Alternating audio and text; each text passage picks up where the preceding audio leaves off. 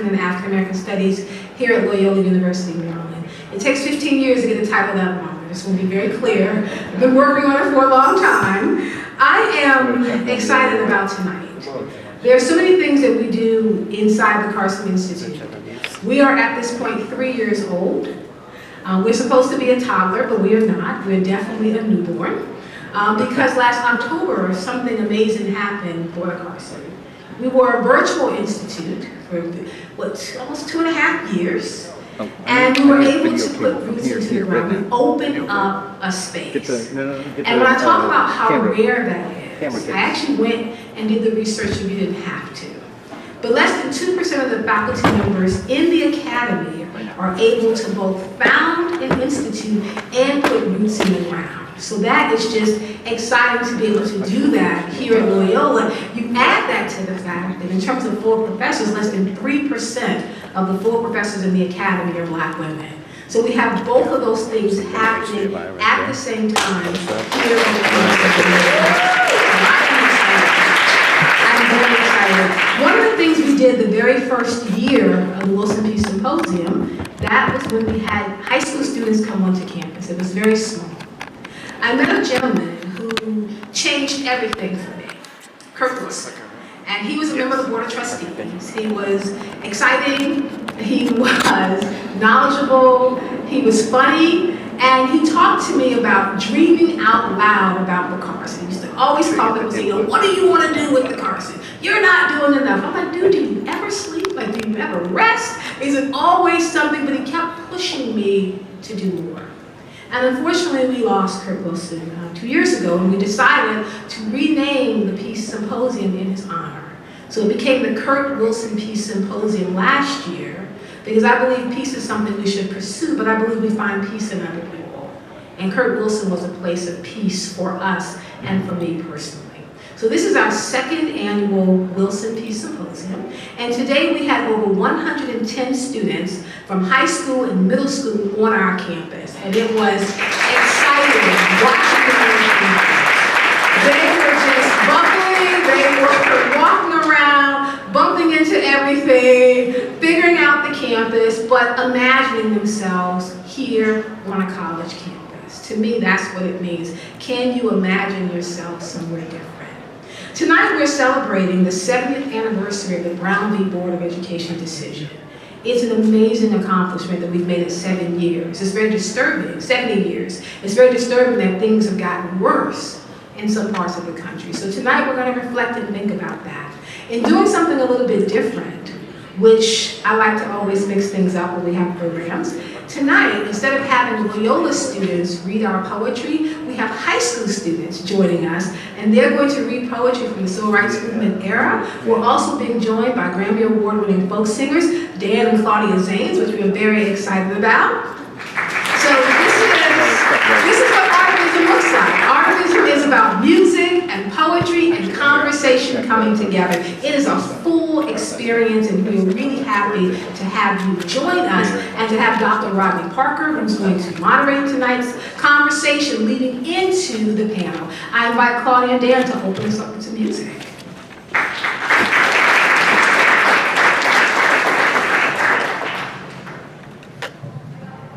We are truly honored to be here. When Dr. K asked us, this is the thing I learned about Dr. K, when she calls you to do something, you just say yes.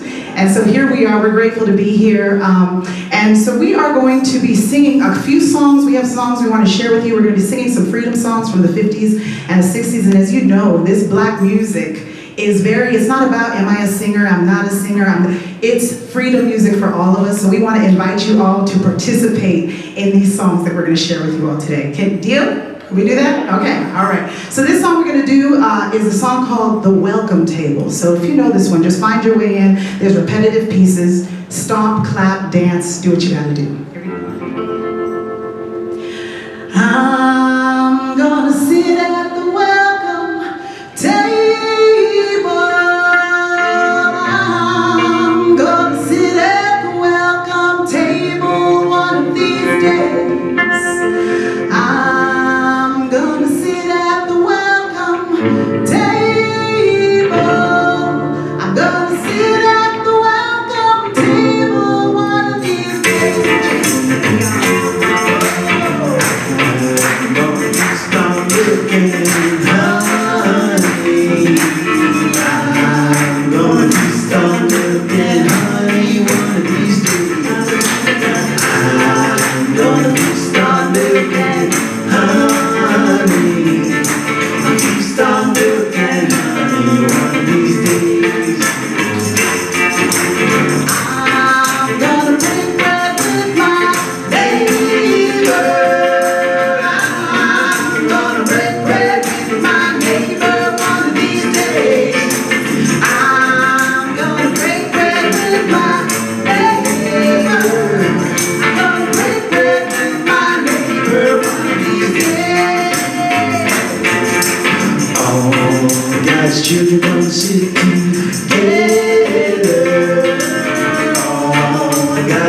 children gonna sit together one of these days.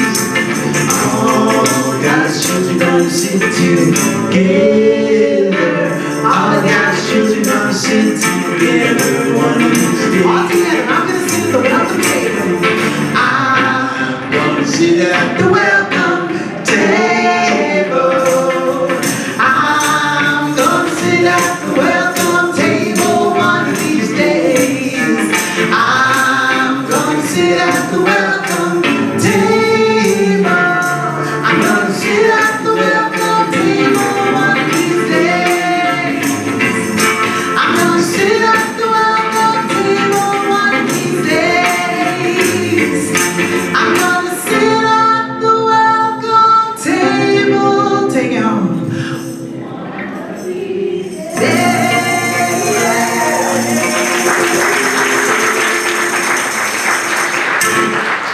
Wow, beautiful. All right, y'all. So we're getting the mood set up here, okay? This next song, I gotta say, this is a song I actually learned in school. We've taken it from school to church to protest. This was actually Fannie Lou Hamer's, like her song. This was her signature song that she sang everywhere. Needs no introduction. This one is called This Little Light of Mine, all right? All right, we do it a little different though. Oh, this little light of mine, I'm gonna let it shine. This little light of mine, I'm gonna let it shine. This little light of mine, I'm gonna let it shine. Let it shine, shine, shine, let it shine. All around is your birthday. I'm gonna let it shine. All around the neighborhood, I'm gonna let it shine. All around the neighborhood, I'm gonna let it shine. Let it shine, shine, shine, let it shine. Whoa, whoa, whoa, I got the light of peace and love. I'm gonna let it. This side. Oh, oh, I got the light of peace and love. There they go. Yeah, yeah, yeah, I got the light of peace and love. Let it shine, shine, shine, let it shine. What was the promise to a doubting Thomas? What was the sun if we can go ahead every day and shine down upon us? We are brave enough to have the heart to say I love you. If we know it back, or even if I don't know you, this life will show you how beautiful things with music will always show us how it is to live the beach. So Let's keep this light shining. hey, I got the light of freedom. Oh, I got the light of freedom. Let it shine. Yeah, I got the light of freedom. Let it shine. Let it shine, shine, shine. Let it. We're gonna let you take the whole verse. This little light of mine. Here we go. This little light of mine, I'm gonna let it shine. This little light of mine, I'm gonna let it shine. I see this little light of mine, I'm gonna let it shine. Let it shine, shine, shine, let it shine. We're gonna let it shine, shine, shine, let it shine. Come on and let it shine, shine, shine. Let it shine.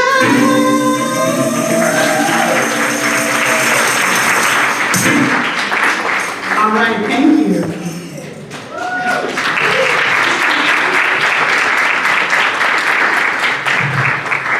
We are so delighted to have both Dan and Claudia Zanes. Come on, let's give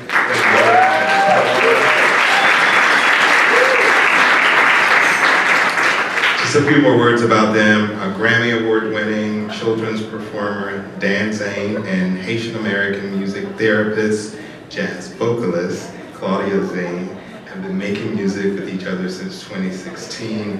They have many, many things that they have already accomplished, and we're so grateful that you chose to be with us tonight.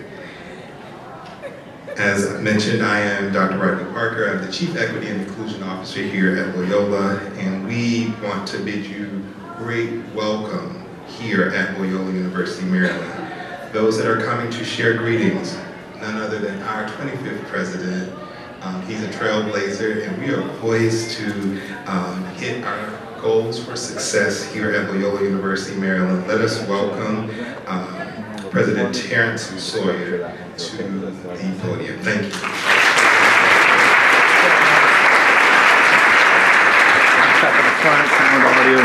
Thank you, Dr. Parker, and thank you all of us for joining us for this wonderful event. And thank you for that inspiring music. The sound check was good. I mean, the real performance was fantastic. So we're blessed to have you here. Thank you. And I want to welcome you all. As you've heard already, the Wilson Peace Symposium is one of the Carson Institute's signature events.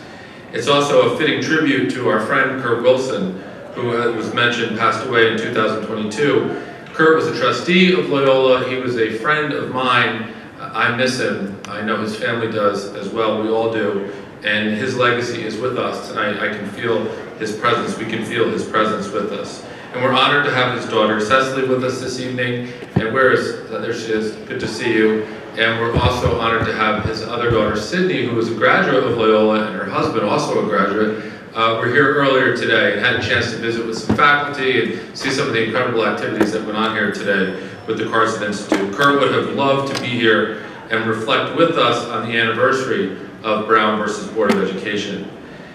You know, marking 70 years since that landmark decision gives us an opportunity to think about, yes, the many strides that we have made as a nation with regard to equity, inclusion, and justice, but it's also a stark reminder that we have a long road to go. There is still much more work to be done. And also, as Dr. K mentioned, we are witnessing a time where we seem to be regressing in the progress that we had hoped that we made. Things that we thought, that I thought were on the trash heap of history are starting to revive itself, sadly and unfortunately. And it's our job, as we stand for justice, to address these important issues. And this conversation tonight is a step towards that. Here at Loyola, we are fortunate to have Dr. K. Whitehead not just inspire us, but also guide us and urge us to keep us pressing forward, especially at events like this one. I was talking to a parent of some of the students that were here today, and she was asking me about Loyola, and I was talking about our mission and what we stand for. And the parent said to me, well, then Dr. K's work must flow very nicely into this. And I said, yes, Dr. K is our mission personified, animated. So thank you for all that you do.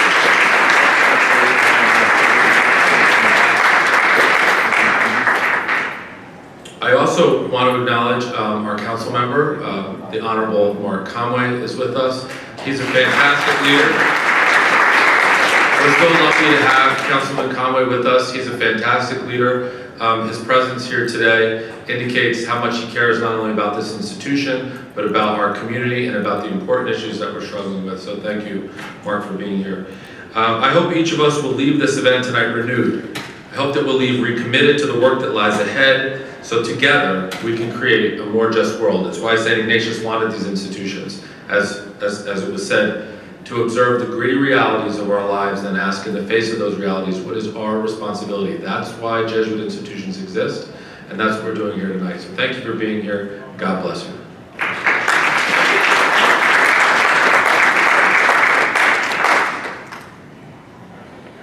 Thank you so much, President Sawyer. At this time, we're going to ask Dean Afra Hersey, who's the Dean of Loyola School of Education, if she will come and bring greetings.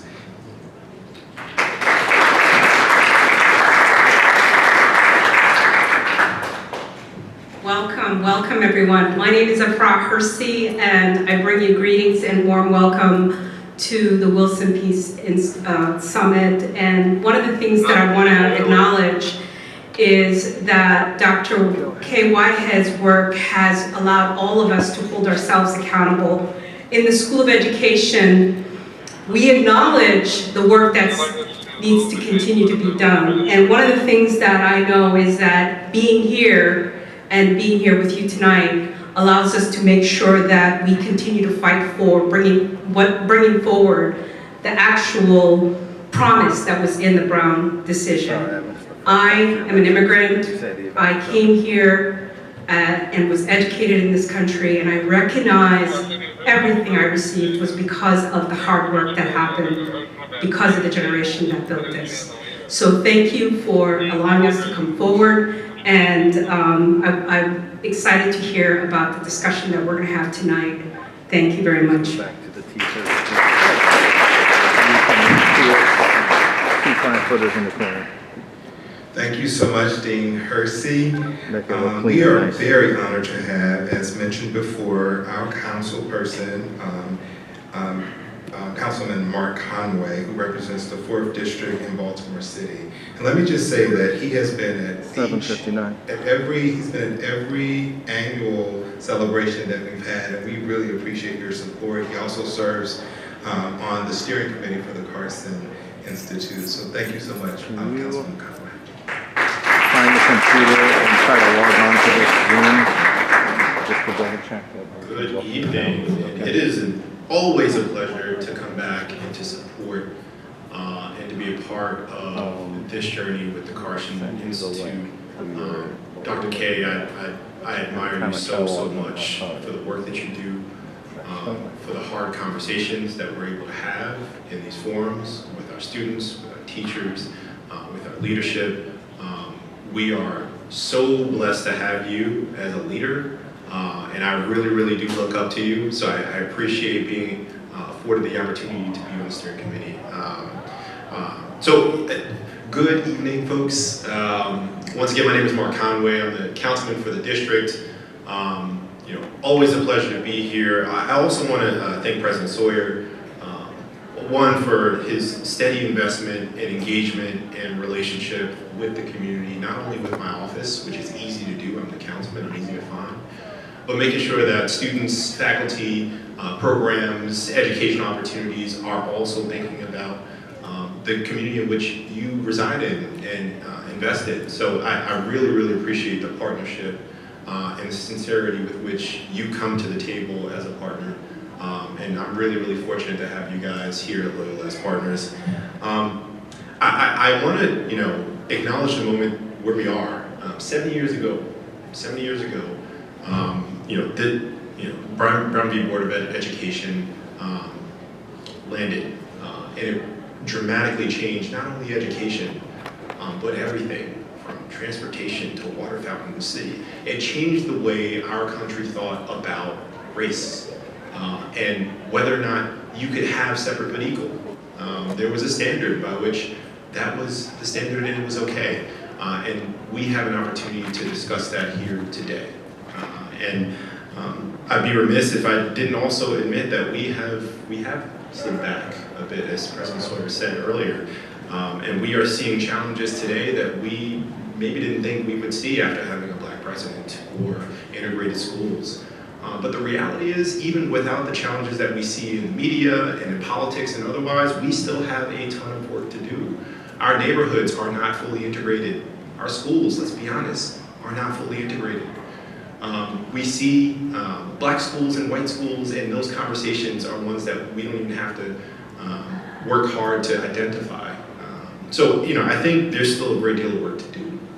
And it takes honest conversations and intentional conversations and opportunities to look at the 70th anniversary, to look back and see, has this worked? And what do we need to do to make sure that it works? Because it's the folks in this room, it's the students, it's the teachers, it's the deans, it's the presidents, and folks like me, the politicians. It is our task to see this through. And so Brown v. Board is literally the first step, and that happened 70 years ago, but we have many more to take.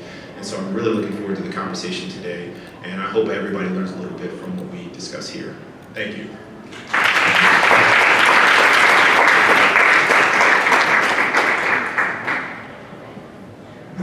Now it's time for me to bring to you a phenomenal woman in the person of Dr. K. Wise Whitehead, the founding director of the Carson Institute for Race, Peace, and Social Justice. Come on, let's give a rousing applause for her.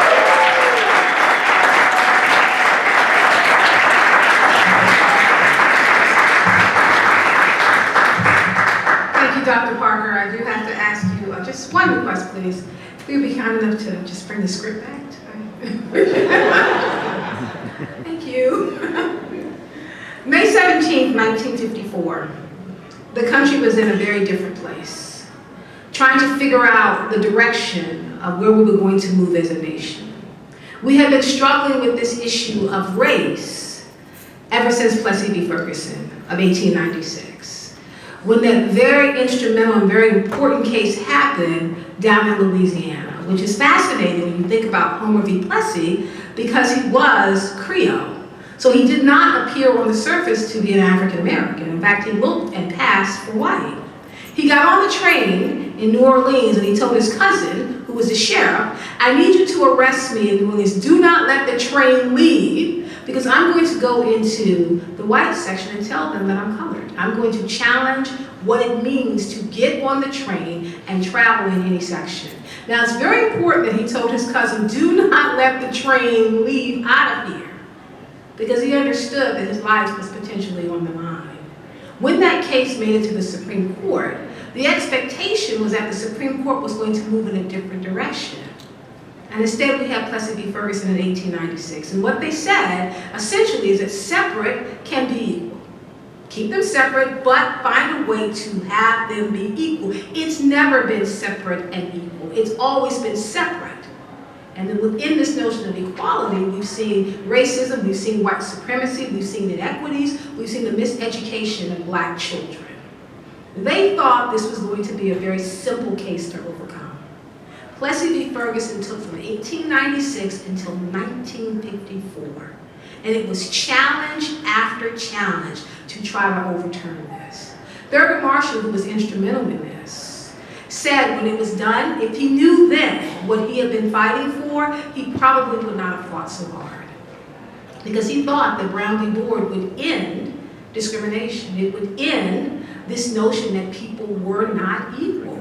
And instead, you had a new system being set up with Brown v. Board, a compilation of 5 different cases. And what you saw with that is them trying to attack the system. How do we change this system? I think that the battleground that they were talking about at that moment, they thought it was just a legal battle. And that's when Thurgood Marshall and others came along. We just get them to change the law, strike down Plessy v. Ferguson, get a 9-0 decision, which means that the Supreme Court is speaking as one voice. Or as Thurgood Marshall would joke and say, the voice of God. He said the Supreme Court only speaks as the voice of God when all 9 of them agree. That is the supreme decision to have. They also thought if we can just get out in the streets and we can do kind of this, put our bodies on the line, be willing to get arrested, be willing to fight, be willing to be hit, be willing to be broken in our bodies but strong in our spirits. This idea of the May 17th decision, the court was all a Twitter. Because what the Supreme Court would do at that time is they would let the word get out that they're going to release the decision at a certain time. That's so the press could show up, because you can't release a decision if people are not there. The Supreme Court, they were all divas, right? We need the press to be there because we're going to release our decision. On May 16th, an article came out, and the question the world was asking is, tomorrow, what color is the world going to be? Is the world going to be black and white, or is it going to be brown? Thinking about the Brown decision. And when the decision came down, people cheered. And some people, like Thurgood Marshall said at a party later that night, he said, I cried and cried, because what we thought we wanted to have happen is we wanted to integrate 2 societies together. And that's not what happened. What they saw instead was a breakdown of the strength of the black community. Our black colleges began to fail. Our black stores began to fail. All the institutions that we had set up to keep our community strong, we got rid of those as we integrated into white America rather than having 2 societies integrated to each other. If I knew then what I was fighting for, I wouldn't have fought so hard. Because why would I want black businesses to fail? Why would I want black universities to fail? Why would I want black teachers who are doing an instrumental job in our community to then be pulled away? Why would I want to get rid of the black Harvard, which was Howard? Why would I want our schools to fall down as we moved over instead of having to come together? This Brown decision has been highly contested. And tonight, as we have this discussion, I want you to think with me, was Brown a success or was it a failure? That is the real question. Now, if I look around this room on the campus of Loyola University, Maryland, as we are thinking about what it means to grapple with the history that's right with enslavement, the selling of black bodies, the fact that we have the highest amount of students coming in of color this year, that we're grappling with all of that. Was Brown a success or a failure? I stand here on the campus as one of 4 black women with 4 professors. Was Brown a success or a failure? My 2 sons, one graduated from the PWI, a predominantly white institution. One is in Italy right now. His whole community is all white students, and he feels that race is not an issue. Was Brown a success or a failure? I have my own ideas, and I want to have you think about that with me. And then by the end of our conversation, hopefully we can answer together a question that the world has been grappling with. In going into this discussion, as I get ready to introduce our panelists and then our students, I want to put one other thing on the table. I want you to think about what does it mean to have 2 societies come together. Can we really have a society where race is no longer an issue? In a class that I used to teach here at Loyola, I would talk about race, class, and gender. And I would ask my students to think, can we get rid of race as an issue? Can we get rid of class as an issue? Can we ever get rid of gender as an issue? And which one would go first? I argue that race is the issue that will go first. I believe that we are toppling race, even though it may not feel that way. This is the last gasp of a racist drive. Like, we are putting a stake in the heart of racism. And the reason is because the largest community right now that's growing is the biracial community. That's the largest group of people who get married, the largest group of people who are having children. And let's understand that if you can no longer check one box, then race no longer becomes an issue. And Thurgood Marshall said, which he made as a joke at a party, by the way, he said, the only way we can get out of racism, we got to marry ourselves out of it. The largest group getting married today is within the biracial community. He was joking, but what's happening right now? People are getting married for the heart and not for the skin, and I think that is amazing. Was Brown a success or a failure? I'm asking Dr. Maya Carey Ajman to please join me. She's an assistant professor in the history department here at Loyola University, Maryland. I paused because I've been practicing her name all night long. Please sit in the second chair. Thank you. Her current book project explores coming of age and black girlhood in 20th century Washington, D.C. I'm really excited that you're here at Loyola. I also invite Dr. Stephanie Flores-Kulish, a professor and program director of curriculum and instruction for social justice at Loyola School of Education.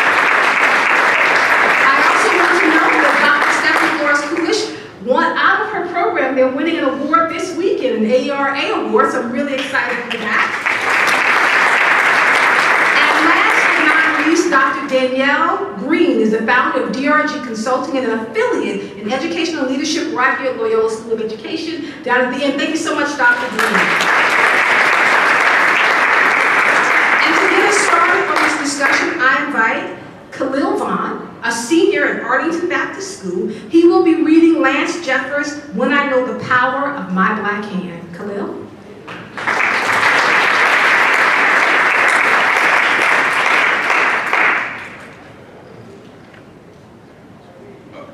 Good afternoon.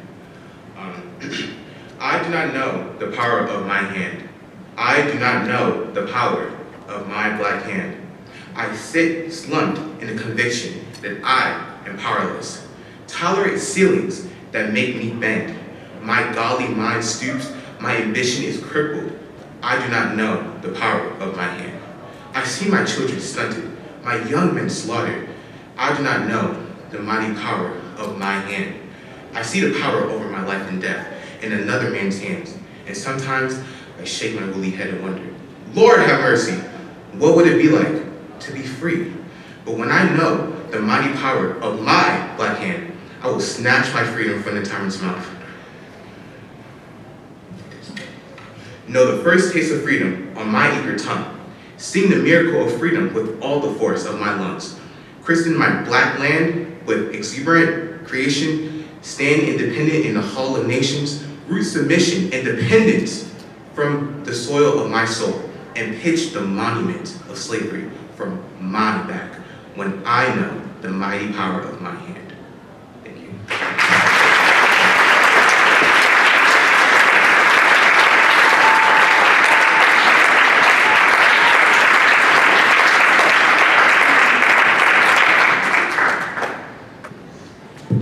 Very good job, Khalil. Thank you. That was excellent. His grandmother's in the audience. He did a good job. Very good job. So I'll turn to our discussion now. His grandmother standing up. Thank you. Yes, you did a great job. And his mom was here. Yes, hey, Mom. I have a thing about Nana. Sorry. So I want to come first to Dr. Maya, because your work is in history. Can you help us frame, through the long eye of history, how Brown set up this feeling of inequity within the black community with our children? Sure, well, I think it's important to start off with the fact that African Americans, even since enslavement, really saw education as a tool for liberation, and not just personal liberation, but collective liberation of all black people, right? So even being enslaved, it was illegal to educate enslaved people. So even risking their lives to learn from free black people. After the Civil War, we also get the creation of black schools, people of all ages really learning together, often in these kind of makeshift school buildings. And then, kind of leading up to Brown, as Dr. K mentioned earlier, we get Plessy v. Ferguson in 1896, which establishes the separate but equal doctrine. And although that is established in terms of transportation, people take that as now we can segregate every segment of society, and that's how we get these segregated schools. And I would say, with thinking about Brown and the road towards it, litigators like Thurgood Marshall really were playing this long game in terms of tackling school desegregation. If we go back to the 1930s, when these Howard Law School attorneys are fighting desegregation, they're specifically tackling this separate but equal doctrine. They're not calling for full-on desegregation, because what they're going to do is hit states in their pockets, because the idea is like, these states cannot afford two separate school systems, and therefore they will prove that separate but equal is not feasible. And then that's how we end up with Brown. Thank you. Let me go to Dr. Stephanie to just add some context to this from just the education perspective. Can you talk a little bit more about what Dr. Maya put down? You're talking two systems that were running alongside each other, but one was clearly so far behind the other that I'm not sure they ever caught up. Yeah, sure. I think the irony is that one of the things that we know about history and segregation as an image is the water fountains, right? And it's this idea that black people couldn't drink out of the same water fountains as white people. And I think the irony is that today we have black students in Baltimore City who cannot drink out of the water fountains because the water and the pipes are tainted with lead. And so that's just one thing that makes me think about the legacy and how we have to question the extent to which things have really changed in terms of accessibility and equity for these students. But certainly in terms of the decision itself, the other thing that we talk about a lot with my students is we question, how there are a lot of significant laws in education that have made changes in schools and how education takes place. And yet, I ask them to question, do laws change hearts? Like, what are they actually doing? Are they bringing students together? And how can those laws make a difference necessarily in the ways in which classrooms operate, in the ways in which pedagogy is taking place? So is pedagogy also sort of empowering students to be critical thinkers, to to be engaged in this democracy experience that we are living in. And so I don't know that that's always apparent at the classroom level, although people have been taking notice lately, we have to say. So things took a long time post a Brown v. Board to actually look different in the schools. The implementation was haphazard, although Baltimore City, to their credit, integrated first down the street at Poly, but many school districts took their time, and we had a lot of different sort of experiments that took place in order to try to hasten the integration process, such as busing as one of those mechanisms. And so Dr. Danielle, I want to have you add to this and kind of help vocalize it for us, to help us understand where Baltimore specifically, and in Maryland more generally, just kind of where we fit when we talk about the inequities in education when it comes to the long history of Brown. So first we have to talk about being the originator of redlining here. And when we talk about the black butterfly and just how we intentionally created communities to be separated, to create two different classes of citizens here in Baltimore, there was an intentionality to ensure that everybody did not have equal access. And so then with that, that intentionality of having separate schools, again, for people of color to be more subservient and not to really create educational opportunities to fulfill the American dream, but to be subservient to those who do have access to the American dream, then I guess that grew larger into just other dimensions of education, right? So when we talk about educational opportunities for girls versus educational opportunities for boys, that was two very different things. When we talk about STEM education, right, that wasn't something that girls could participate in, especially black girls, right? Most of our educational opportunities, we were either going into education or we were going into the health field. Right? So when you begin to look at how this separatism was intentionally designing a certain type of working class and to perpetuate working opportunities for others versus us, definitely it's just been embedded and threaded throughout Baltimore and Maryland.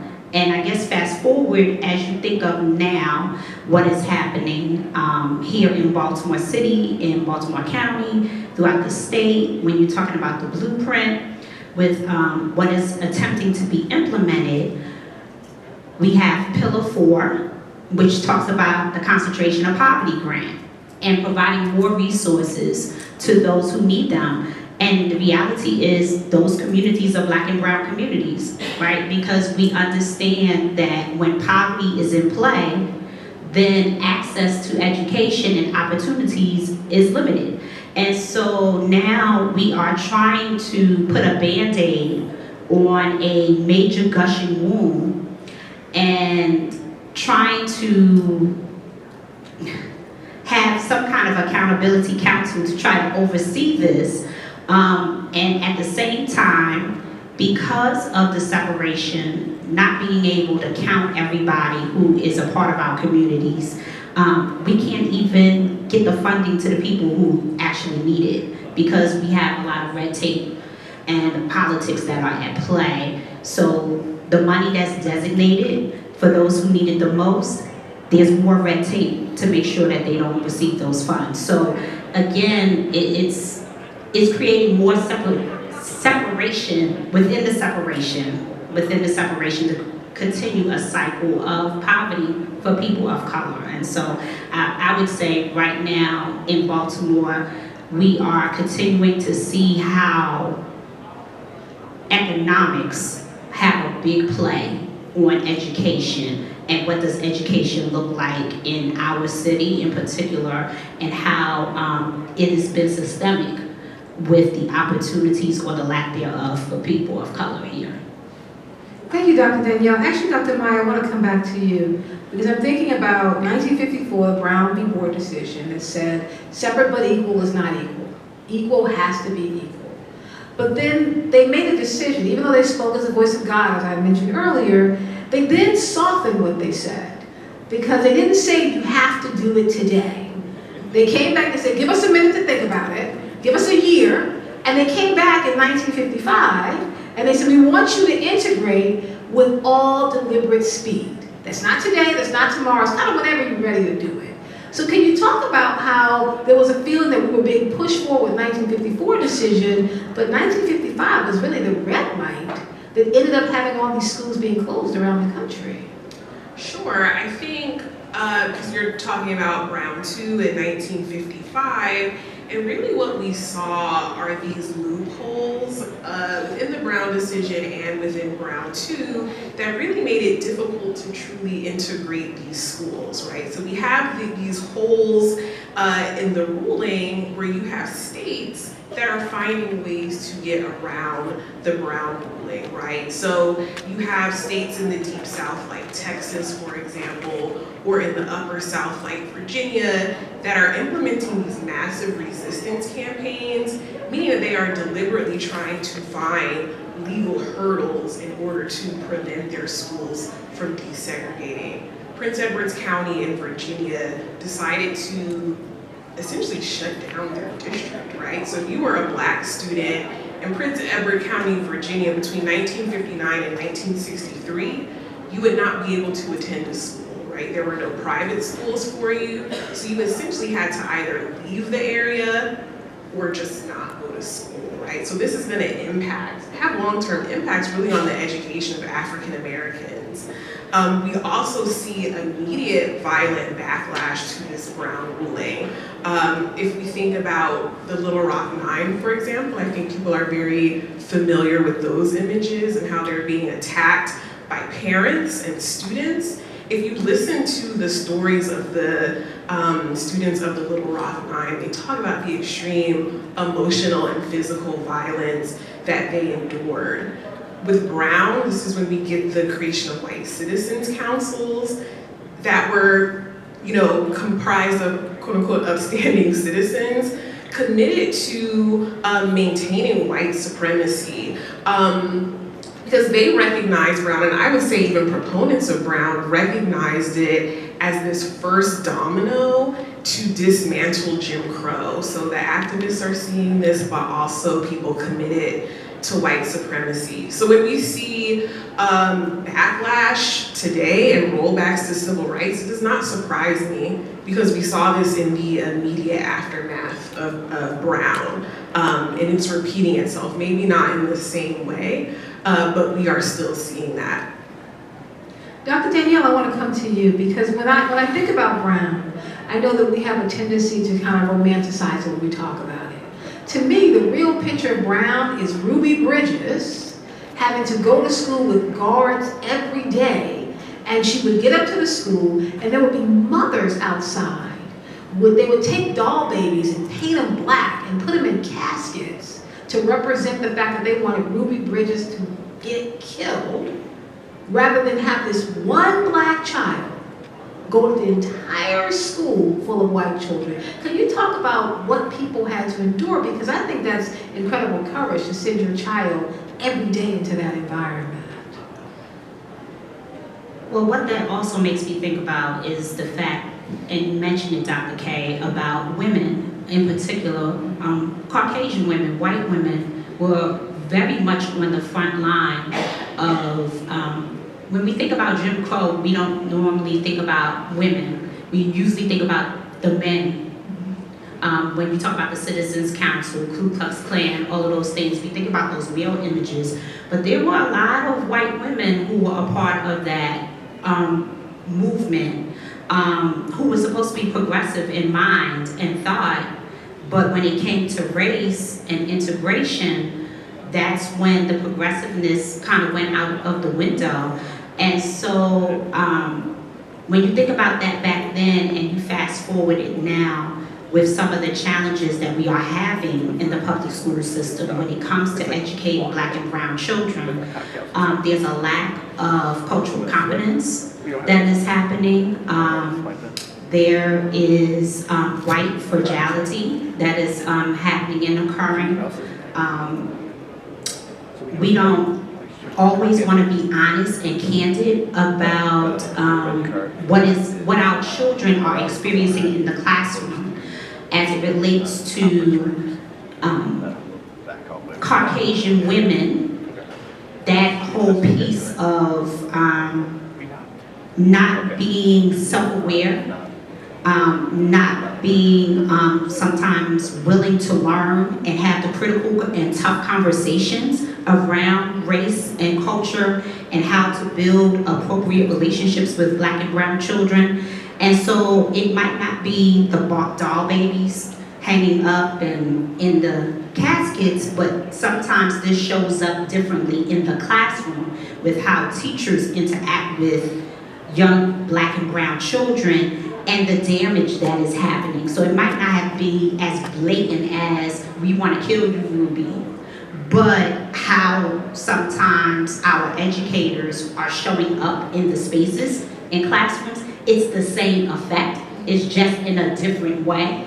And so as an educator, as a former school administrator, I have been challenged many times to have tough, critical conversations with colleagues about how they present themselves to children of color, what they say, what they don't say, their lack of understanding, sensitivity, and sometimes when you are in those spaces and you are challenging and having those critical conversations, it falls back to tears and not being willing to accept that practice needs to change. So I guess I just wanted to shift your question, Dr. K, to like what is happening now in classrooms. It is not necessarily white sheets.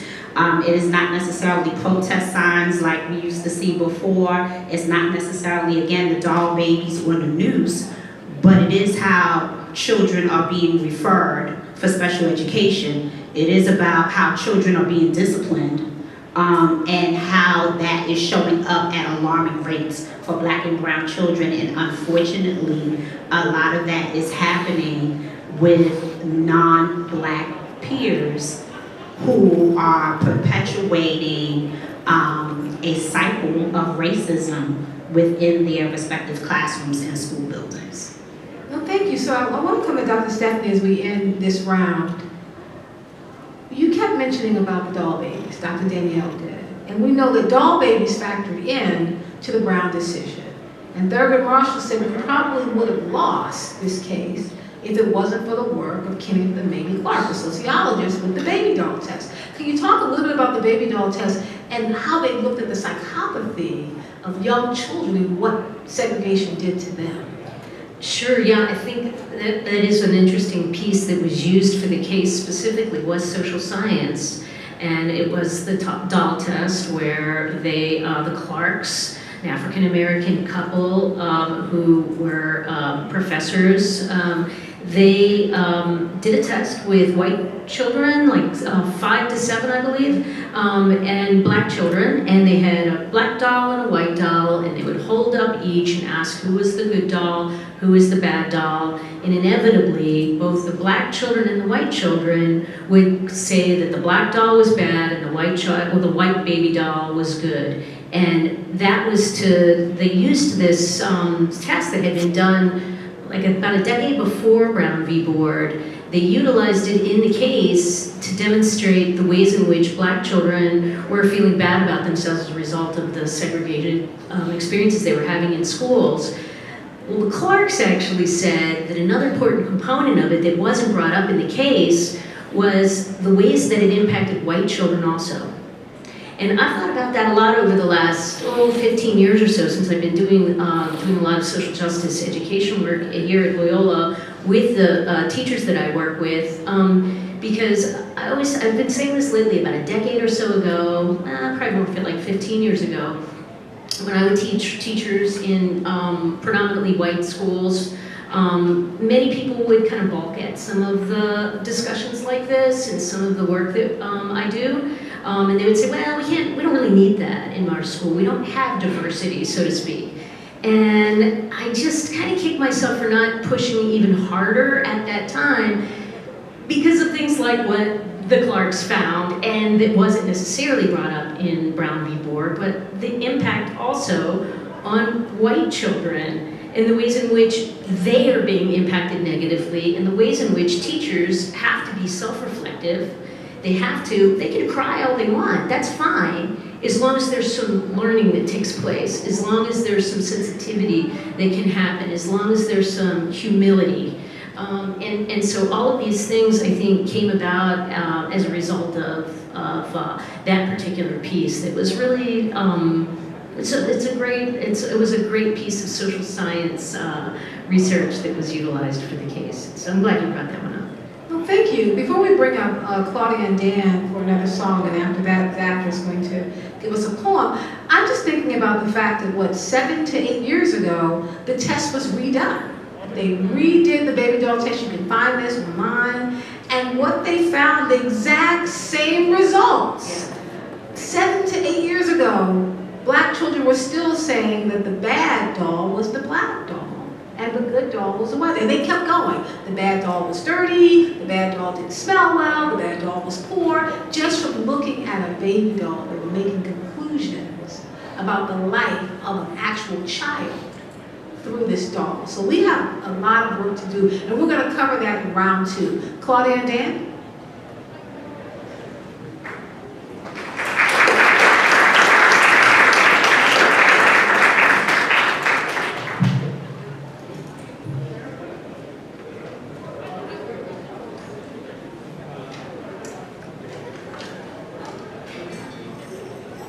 Well, I am really enjoying this discussion so far. We're gonna sing a song that comes out of the Black church. This one's called, we're pulling from Black tradition too, with a call and response tune. So it's called Up Above My Head. So we're gonna sing a line and we invite you to sing along with us. Just for a little bit of context, cultural context, in 1955, the music known as rock and roll had been designed and built by black musicians. And this song we're about to sing, Up Above My Head, was a hit for Sister Rosetta Tharpe. And Chuck Berry, one of the founders of rock and roll music, said that his entire life had been one long Sister Rosetta Tharpe imitation. So it's always good to tip the hat to Sister Rosetta and acknowledge her contributions.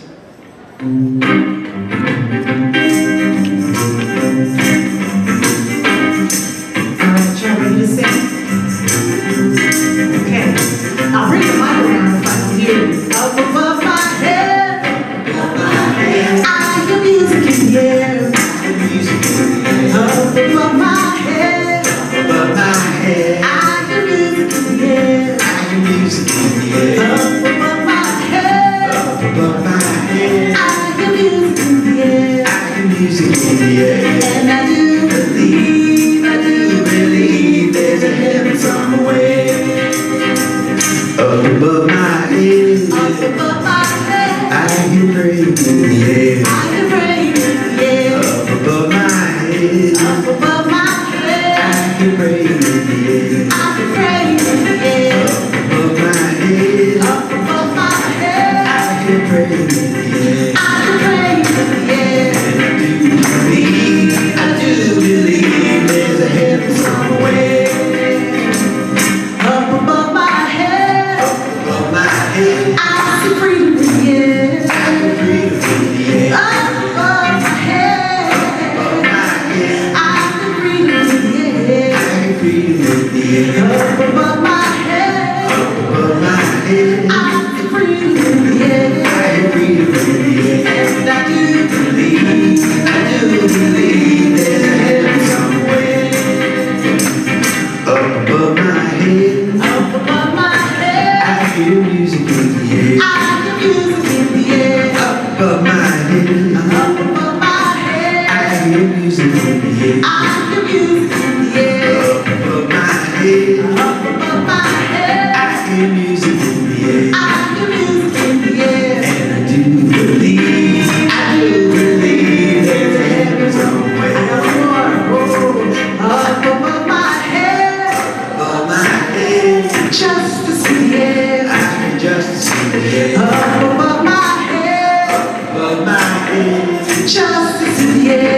Justice in the air. Up above my head. Up above my head. Justice in the air. Justice in the air. And I do believe there's a heaven somewhere.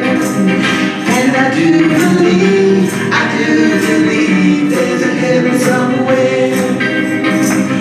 And I do believe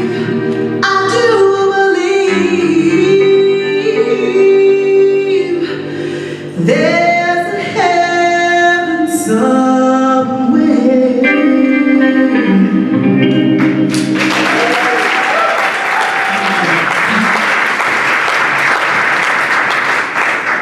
Thank you so much. Zachary Davis is a senior at Arlington Baptist School. He's going to read Langston Hughes's The Negro Speaks of Rivers.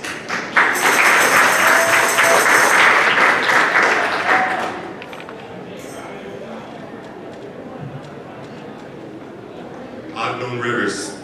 I've known riverization as a world and older than the flow of human blood in human veins. My soul grows deep like the rivers. I bathed in Euphrates when dawns were young. I built my hut near the Congo and it lulled me to sleep. I looked upon the Nile and raised the pyramids above it.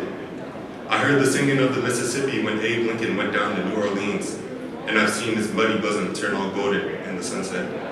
I've known rivers, ancient, dusky rivers. My soul has grown deep like the rivers.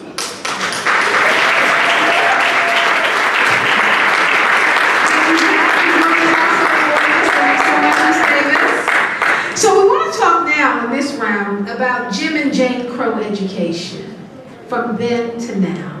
And so, Dr. Stephanie Flores-Corliss, I want to come back to you, because this is where we ended in talking about the importance of the baby doll test and how it talked about the psychology of Black children. When we look at the schools today, what Carter G. Woodson calls the miseducation of the Negro, and the ways in which Baltimore City children are being miseducated, and I stand on that and will probably die on that hill, that our students are being miseducated. Can you talk about the long-term impacts that you can see as an educator and a researcher that we're already laying down the groundwork for children to fall farther and farther behind? Well, sure, yeah.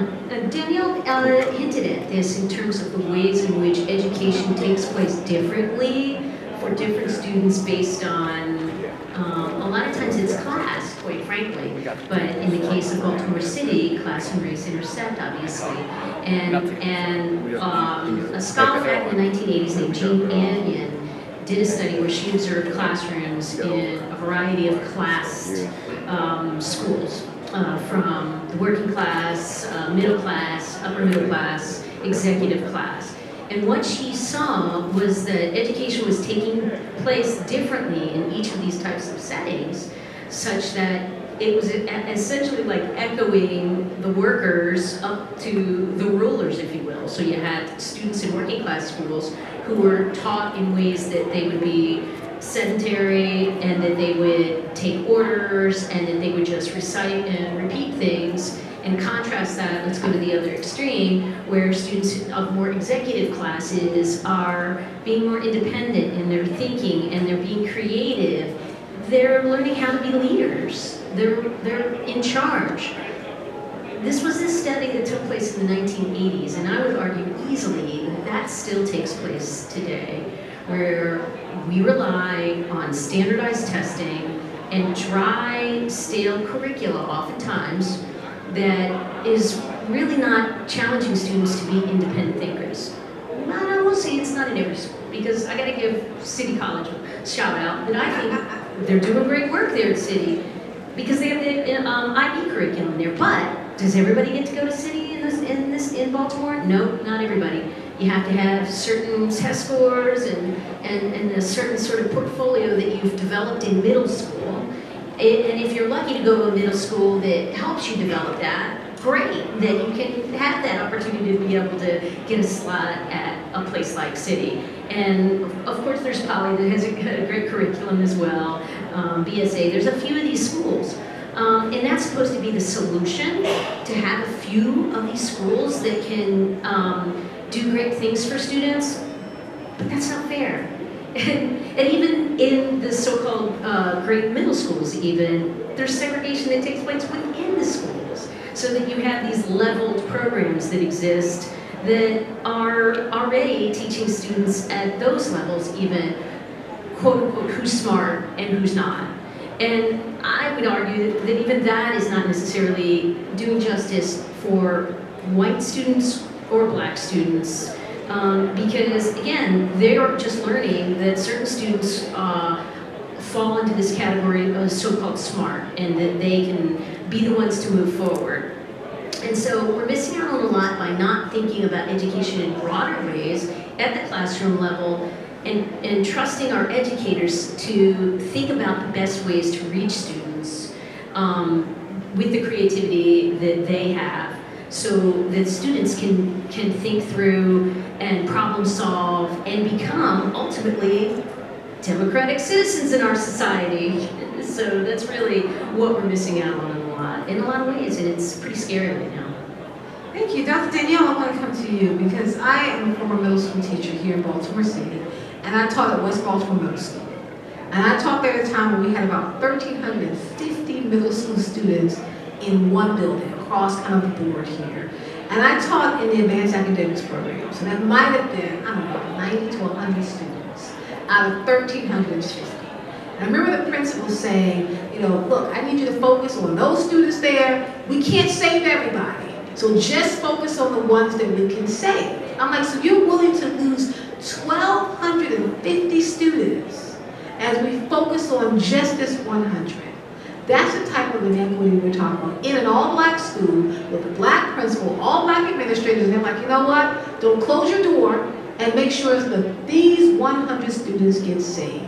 Can you talk a little bit about those kind of decisions as some students go on to advanced academics, some get into city, some get into poly, and then some go on to their zone schools and we're just writing them off?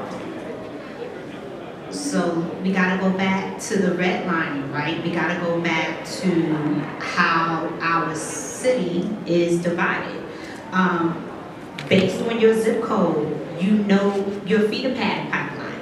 And unless you do some miraculous things very early on, and I won't even say middle school, like you really need to, if you are a parent in the room, before your child gets into pre-K, you need to have a strategic plan. It's just not checkers.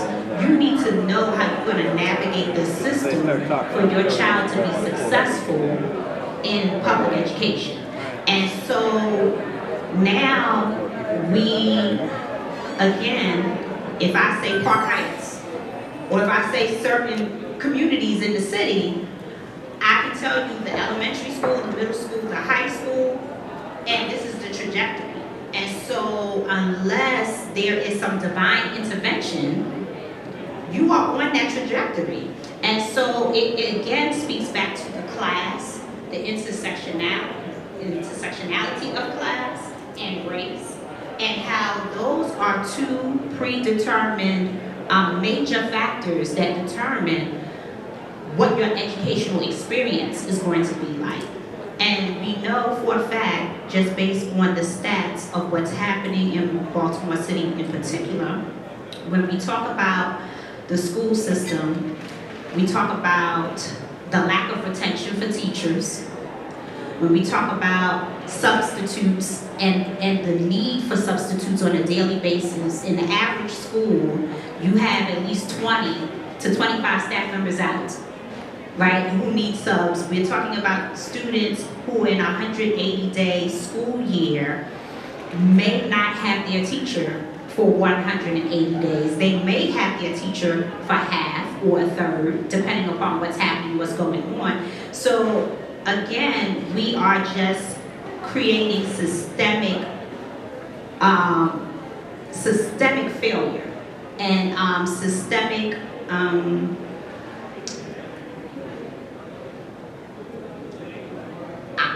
I can't even put a word on it. We have to be very candid and honest about the investments that we want to make in education, the holistic investments we want to make, how we want to ensure that everybody gets access. We try to do things like incentivize when schools are in terrible situations and pay teachers more and, you know, do all those kinds of things, but that's not working either. People are not staying. They pay their dues, pay their time, fight on the front line, and then they fly out and go other places where they're paying more. So we have to really be honest about what we're doing with this thing we're calling public education. And do we really honestly want to ensure the education of all children? Or are we okay with saying not just a classroom or not just the 100 and then the other 1,200 go, but in a system here now in Baltimore City of the tens of thousands, are we willing to give them all up? Because right now, that's what's happening. And again, if you are not in the pipeline to go to the selective high schools, you will not get a quality education in this city. It's hard to say that as an educator. I'm a public educator. I worked in Baltimore City. But the cards are dealt. The dice have been rolled. It's set. The game is set. And so we really have to, this is the hard conversation time that we really have to have. Like, what are we willing to do? And are our children worth it? And are we willing to push back on what is happening and what is occurring? And let's go back to the days of old when we as a community were on the front line, making sure that if we had to sell gumbo, if we had to have church chicken dinners, if we had to rally, we would do whatever to make sure that our children had access to this thing that we call education, which was like our lifeline. We don't have that zeal anymore. We're not demonstrating that zeal. We're not community like we used to be. And so these are all things that are impacting and are playing a major part in why the system is deteriorating the way that it is, because we are not being vocal and holding the system accountable like we used to. And so we as a collective, and I say we meaning everybody, we have to be firm to say that we will not tolerate our children being miseducated. And it's not okay. And we are willing to do whatever we need to do to ensure that everybody's child has a quality teacher, has a quality administrator, school counselor, that they have people who are dedicated and committed to them. So that's kind of where we are in this right now. But I think we have to be honest. The system is beyond broken. It is deteriorated. Now that leads into my question for Dr. Maya, because I actually make the argument that the system isn't working. It's working exactly as it was designed to work. It was designed to miseducate Black children, and it's actually very successful.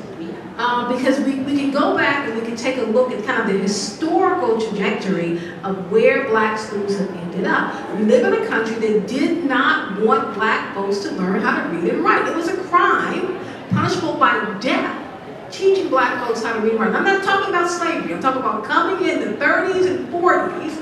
They wanted to make sure that Black folks were miseducated, remained ignorant to work in the factories. I mean, we are a factory-driven society, and it's not just for Black folks, it's also for poor white folks.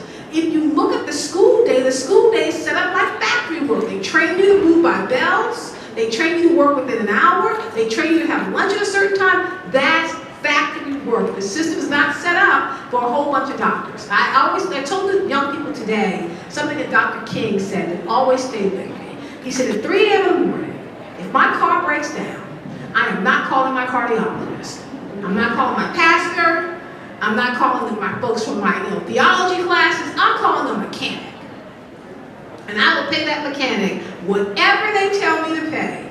He said, because the most important person at that moment is the person who has the skills that are needed. And what we have done is we've taken that idea and we've forced people to believe that the only skill set is through college. I'm like, no, if everybody's a doctor, who's gonna fix my car? If everybody's a lawyer, then who's gonna make sure that my electricity stays on? We laugh about it, but someone's gotta keep society moving forward, and my cardiologist does not fix my brakes. Every single day I think about that. And so I come to you, Dr. Maya, because when we talk about the inequity in schools, we can draw a distinct line between slavery, the 13th Amendment, the introduction of mass industrial prison complex, and Jim and Jane Crow. The schools are set up to keep our children miseducated so they end up in the prison system, which is where slavery is legal. So can you draw that loop for us to help us understand what's happening? Absolutely. So, if we go back to, you mentioned slavery, right? It being a crime punishable by death to educate African Americans. And I think what's important to this story is that whenever we see any sort of progress on behalf of African Americans, there's going to be some sort of backlash. And this is why there is always some sort of backlash to African Americans learning anything or trying to gain access to education. If we look during the Jim Crow era, there are laws that are set that determines what type of textbooks Black students can have access to. So not just the schools that they can go to, but the very resources that they have access to. I think what the co-panelists have talked about a lot today is this lack of resources. And there has always been this lack of resources and this lack of investment in Black education. If you think about the tracking system, right, that's historic as well. I've spoken to people that have come of age in the 60s and they've talked about how their schools were based on these tracking systems, right? So a lot of this stuff is not new, and it's rooted in trying to maintain the racial hierarchy of the United States, whereas African Americans, people of color, poor people are on this low rung in society, and anything to maintain that hierarchy will be done, even if it seems counterintuitive to the ideals of American democracy or citizenship. People are more invested in maintaining this racial hierarchy, even if this is going to do damage to our larger society. Thinking about what my co-panelists have said about punishment and keeping African Americans, quote unquote, in their place, I started thinking about these disparities that we see today, particularly among Black girls, and the ways that they are punished in schools, where they are punished more harshly than their white counterparts, even if they are engaging in the same behaviors, right? So there is this commitment within broader society, but in education as well, that is really committed to maintaining these, this racial hierarchy within the United States. So before we go into the final round of where do we go from here, because it's very depressing when you think about it. So we need to end on a high note, right? We gotta have some hope. That's how my dad's a pastor. He's like, before you pass the plate, you gotta give people hope, and then you ask them for their money. So what I'm gonna do is I'm gonna have give them hope here at the end. We're gonna ask Michaela, and then we're gonna have Lexi, and then we'll have Claudia and Dan sing a song, and then we're gonna answer where do we go from here, and then Dr. Rodney Parker will close us out. Michaela Davis is a sophomore at Arlington Baptist School, and she's gonna read Paul Laurence Dunbar's We Wear the Mask.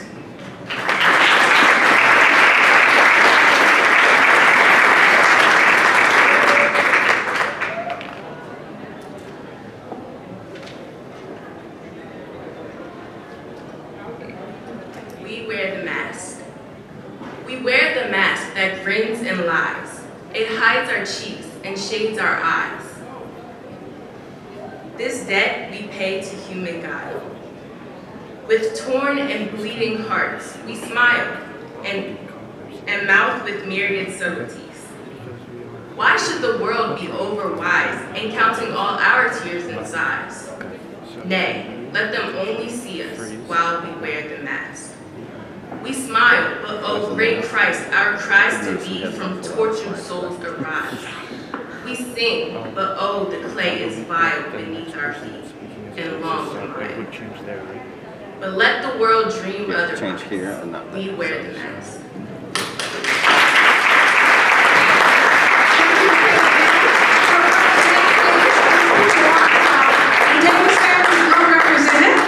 I want to bring up our final student, Alexis Duvall. She is a sophomore at Baltimore School for the Arts, and our final poem tonight is one of my favorites. It's Nikki Giovanni's classic poem, Nikki Rosa.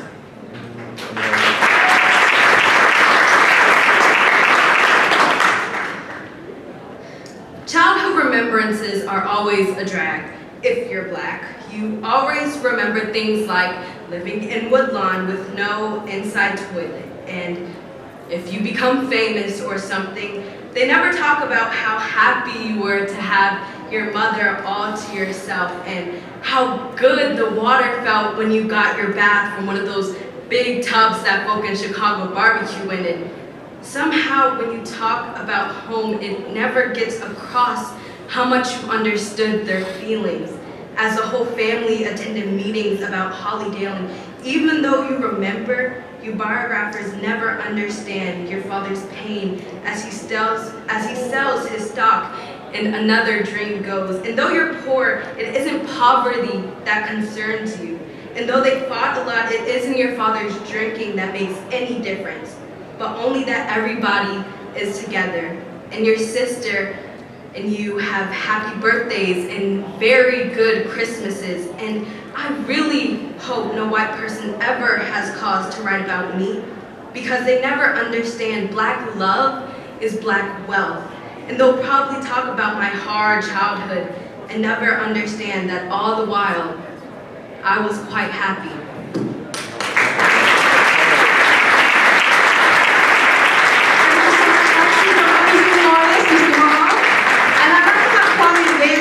Give us a song and then we'll answer the last question. Where do we go from here?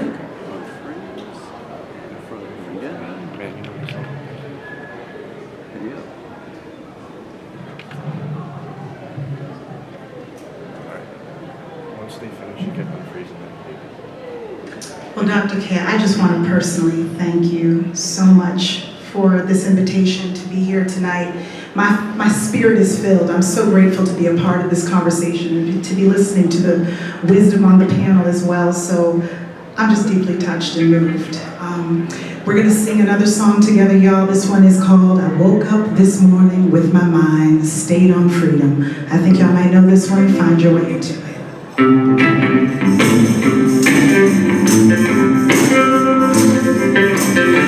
I woke up this morning with my mind stayed on freedom. Oh, I woke up this morning with my mind stayed on freedom. Oh, I woke up this morning with my mind stayed on freedom. Hallelujah, hallelujah, hallelujah. Walking and talking with my mind stayed on freedom. Oh, I'm walking and talking with my mind stayed on freedom. Oh, I'm walking and talking with my mind stayed on freedom. Hallelujah, hallelujah, hallelujah. I'm singing and shouting with my mind stayed on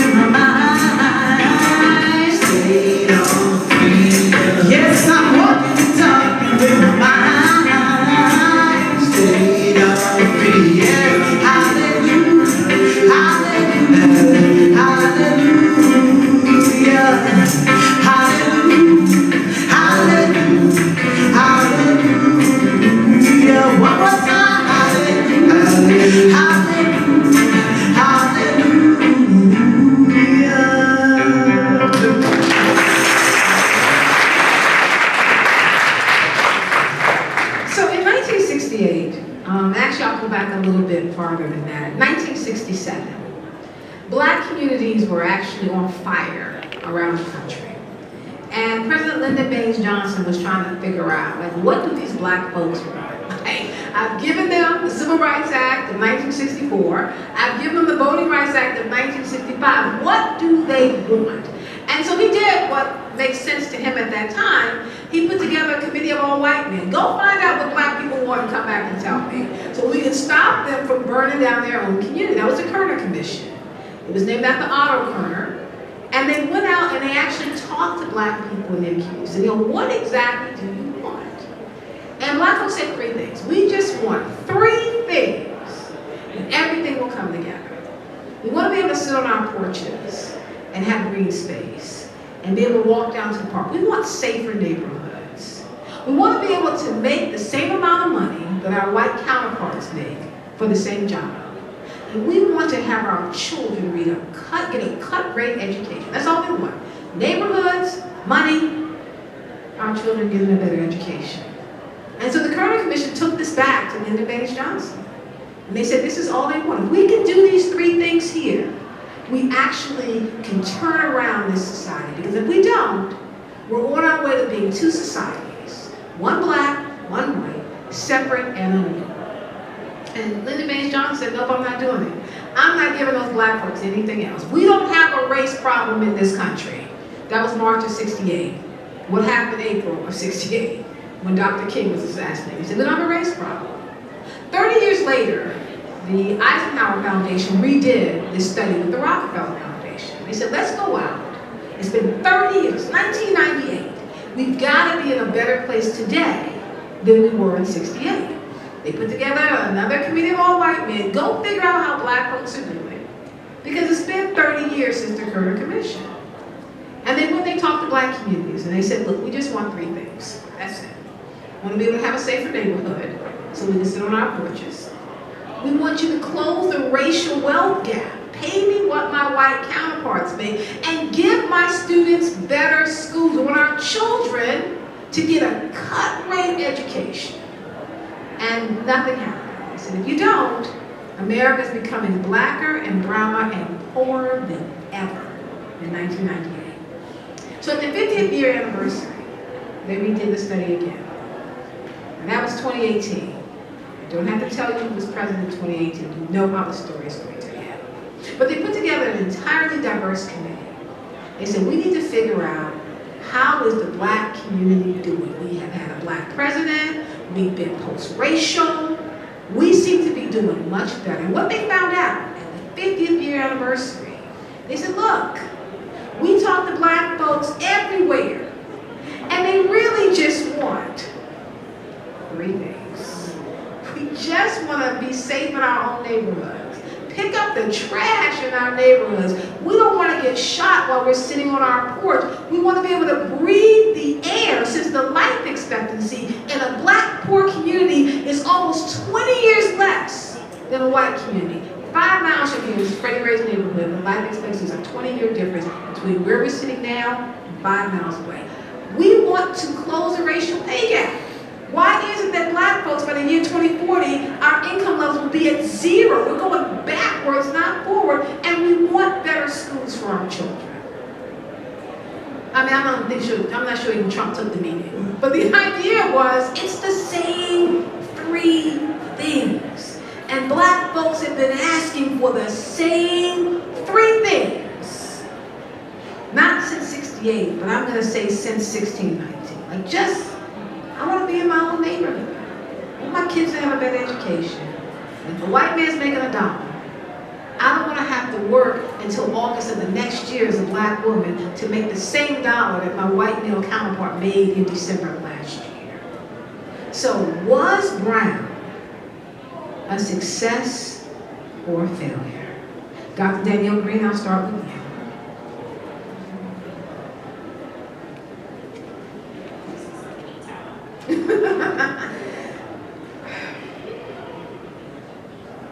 I think going back to my colleague's original historical perspective about was the thought of Thurgood Marshall and the NAACP and all of those great legal minds, was it the long game or was it like a here and now? And were they really thinking long term about the decision?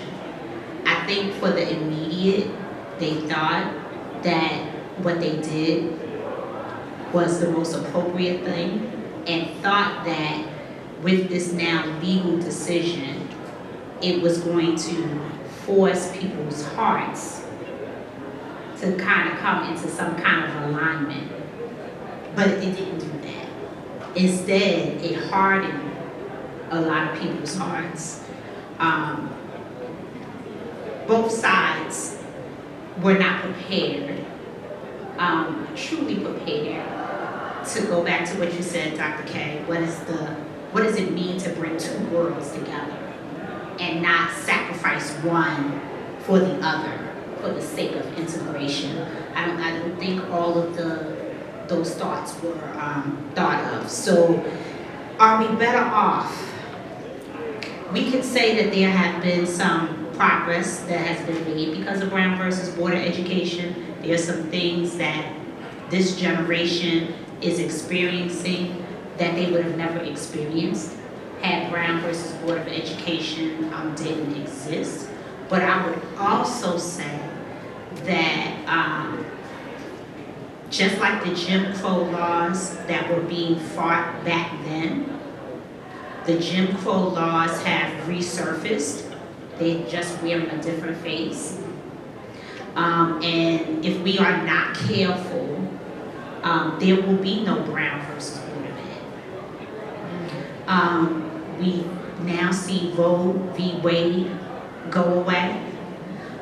There is an assignment to roll back the hands of time and to take us back to before Brown v. Board. So if we are not conscious and aware, we will be reliving what our forefathers have already supposedly fought for us to have. So I'll say there has been some progress. I won't say that we are in heaven hooping and hollering and shouting. We still trying to get there. And I think in moving forward, there's a couple of things that we need to do as a community. One, we need to be conscious of our politicians and the laws that are being proposed, and making sure and holding them accountable that they do not try to turn back the hands of time and reinvent Jim Crow, because we see in some states that has happened and it is impacting education. We have to get involved again in education, regardless if you have children or not. We need to be participating and attending school board meetings. We need to know what is happening. We are fortunate here in the state of Maryland. We have the blueprint. We are the only state in this nation that has such a major legislation around education. We really have the opportunity to be the model for what it looks like to fund education appropriately and equitably so that everybody can benefit.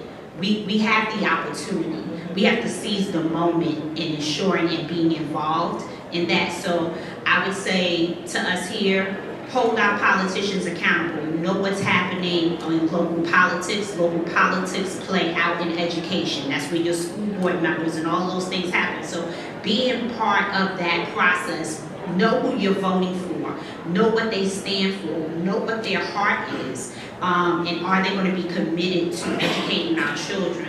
Make sure that we don't go back to Jim Crow laws that kept us separate but equal. and then make sure that you know the blueprint and what's happening here in education in the state of Maryland. And then the last thing that we have to do, which is a part of the blueprint as well, is make sure that we diversify our educators and school leaders. We have to be committed to cultural competency and awareness. We need to ensure that we are putting diverse persons in front of our students. We need to ensure that our leaders are culturally competent and that they are held accountable for how they educate our children. So those would be steps forward as well as kind of where we are with Brown. Thank you. Thank you so much. Dr. Danielle Green, please, definitely. Appreciate it. Dr. Stephanie Morris-Coolidge, Brown v. Board, success or failure? Well, when we had the prep call, I was on the failure side, and I thought about that because, I mean, I hear what you're both saying, and I can't argue against any of those things. I look around, I drive home. It's hard for me to argue against any of those things. At the same time, I think if we stay mired in hopelessness and in a bleak outlook, we won't go anywhere. And so we have to stay. I mean, that's the reason you're ending on this idea of where do we go from here, as opposed to success or failure, not binary, but like, how can we move forward? And I think having events like this, bringing in song and poetry and creativity is a way for us to be moving forward. We have to think about bell hooks, who said, you know, we have to use the master's tool to dismantle the master's house. And so we have to think to some of our founding fathers, maybe even to some of their concepts that they may have said. Namely, Thomas Jefferson, who said, an ignorant citizenry is bound for tyranny. And so we go back to saying, thinking about what you talked about earlier, Kay, in terms of that you don't want, you know, the surgeon changing the tire on your car. I respect that. At the same time, I want to be able to have some complex conversations with my mechanic about who she is voting for, to see that she knows what the issues are, to see that she's engaged at the school level, to see how she can be helping to get involved with the teacher and not think that there's this pecking order or leveled sort of playing field, that we can all be together on this and moving forward to make our society a better place. But it requires education for democratic engagement, which is education that's going to be empowering the students, not just pouring knowledge in their heads, but to ask them critical questions, to engage them in project-based learning, to have them do the independent research. And I tell you, some of this rollback, I was listening to a podcast recently, and Jelani Cobb, the current dean at the Columbia Journalism School, said a lot of this backlash was because of the allyship that those in power witnessed following George Floyd's murder, and that scared the you-know-what out of them, because you had black people and white people and brown people and gay people and trans people coming together, standing up and saying, this is just unacceptable. And quite frankly, a lot of these rollbacks have been since then because of the fear of the allyship that was created. So we need to be thoughtful. We need to be in allyship with each other, and we need to be thinking about those who are most marginalized, most vulnerable in society, so that we can work to uplift them, all of us. And again, it takes humility on a lot of our part to be able to step back and listen. Thank you so much, Dr. Stephanie. And that comes to you, Dr. Maya Carey Ajamin. Can you talk with us? Brown v. Board, success or failure? Where do we go from here? Yeah, hopefully this answer isn't too much of a cop-out. I think it's a mixture of both. I think it was a failure, and the reason why we saw cities burn in the late 1960s and Black people continuously asking for the same thing decade after decade is because the civil rights movement unfortunately failed to transform the everyday material lives of Black people, people of color, poor people. And that's for a number of reasons, right? You have to think about these activists kind of working within a Cold War context, so calling for a radical restructuring of society, that would have been a no-no, right? And the movement would have been severely impacted, right? So I think that we're seeing the failure of the civil rights movement in that I think the fight was for equality and access, but not necessarily like equity and transformation. But that being said, to end on a hopeful note, I always tell my students when we're studying activists of the past is what can we learn from these activists? And I think that we can learn a lot from activism that we saw in the period of Brown v. Board and after. Regardless of the backlash to the Brown v. Board ruling, we do see Black people really become emboldened after 1954, right? Civil rights movement had been happening by that point, but it really took off like that classical era that we're all familiar with. That's after Brown v. Board, right? So there was this sense of hope and excitement. And like Dr. Stephanie said, right, it's important to hold on to that hope. I know that we're all exhausted by the news, but it's so important to stay vigilant and really see what is happening with legislation across the United States. I would say that is something that's very important, just keeping our eyes on what's happening, making sure that we're informed, but also making sure that we're advocating for ourselves. I think that the burden and the responsibility should be on people of power to transform society, but a lot of times change does not happen without people pressing these people in power. So I think it's important for us to advocate for ourselves. If that means going to a school board meeting, because you have people wanting to ban books that do not have children in school, right? So that means that even if we don't have children, we can advocate for the opposite. Also, our friends and colleagues that are in these states that are experiencing these rollbacks to civil rights and progressive educational policies is asking them how we can support them. I think the important thing is to think about this as a collective. We talked about allyship, and we saw this in the late 1960s with all of these social movements happening, and there was, cross-pollination between all of these social movements, Black Power, the women's movement, gay liberation, right? So I think it's important to think of these issues as important to the collective rather than, I think, the traditional American way of thinking of ourselves as individuals, but remembering that we're part of this collective and doing our part for the betterment of the collective. Dr. Maya, thank you so much.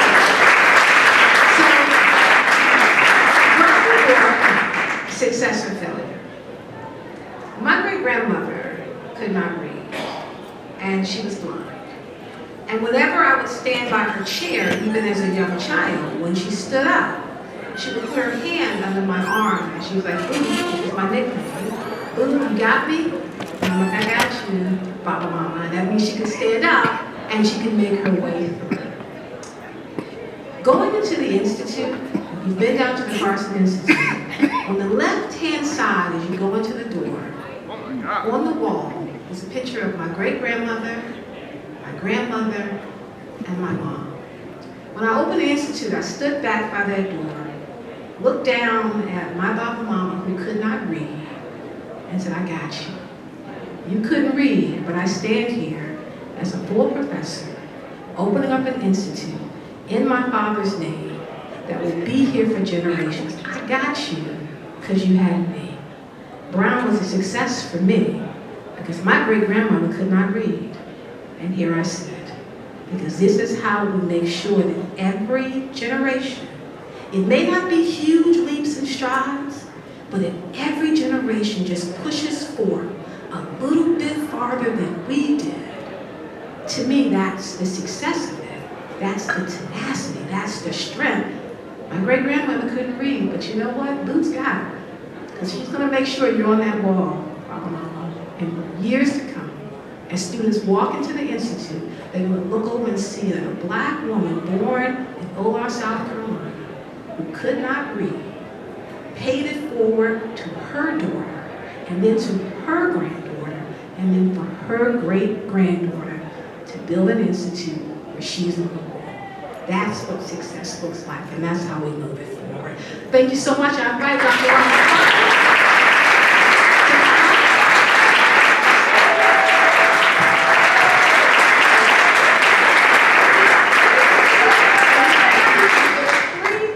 left. One, Dr. Parker's going to come up and say something amazing, I'm sure. Two, Claudia and Dan are going to sing a song that's going to be amazing, I'm sure. And three, as you leave, we have cupcakes that were done by Sweet Reparations, which is a cupcake company run by Nadir Young Bedford, and we have cupcakes packed for you to take with you. Dr. Parker?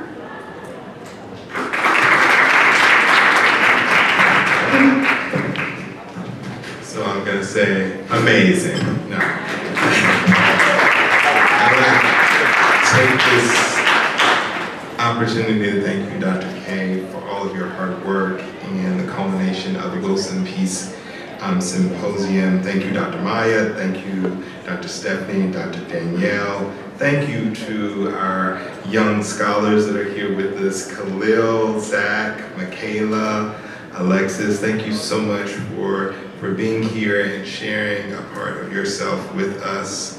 And we are so grateful for our musical guests that have been with us. And I've enjoyed every moment of it. I think I haven't smiled that much all week. So thank you so much for that, for Dan and Claudia Zanes being here. And last but not least, just very short, because I know our time is spent, and yet we have hope. And yet we have hope. And yet we have hope. Let us prepare for our closing by Dan and Claudia. Thank you so much.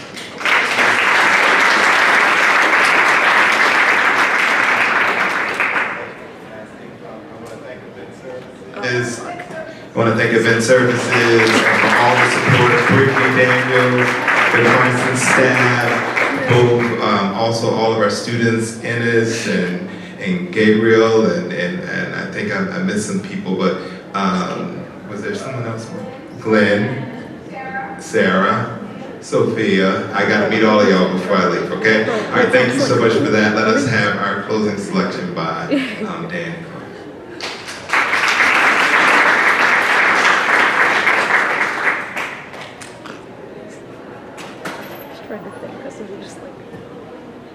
Thank you so much, Dr. K, for having us tonight.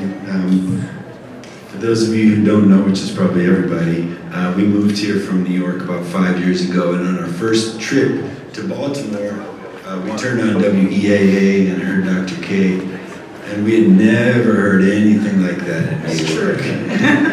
So there's, it really helped us shift our perspective and made us want to be here. And tonight is a continuation of that. And we thank you very much. Thank you to all the panelists and everybody who made this such an incredible night for us. And we're honored to be a part of it. Absolutely. We have one more song, and I want to read a quote from Dr. King before we do this one. But this was Dr. King's quote on freedom songs. He says, "In a sense, the freedom songs are the soul of the movement. They are more than just incantations of clever phrases designed to invigorate a campaign. They are as old as the history of the Negro in America. They are adaptations of the songs the slaves sang, the sorrow songs, the shouts for joy, the battle hymns, and the anthems of our movement.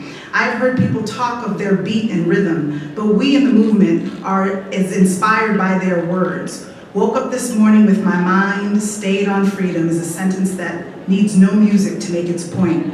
We sing the freedom songs today for the same reason the slaves sang them, because we too are in bondage, and the songs add hope to our determination that we shall overcome, black and white together.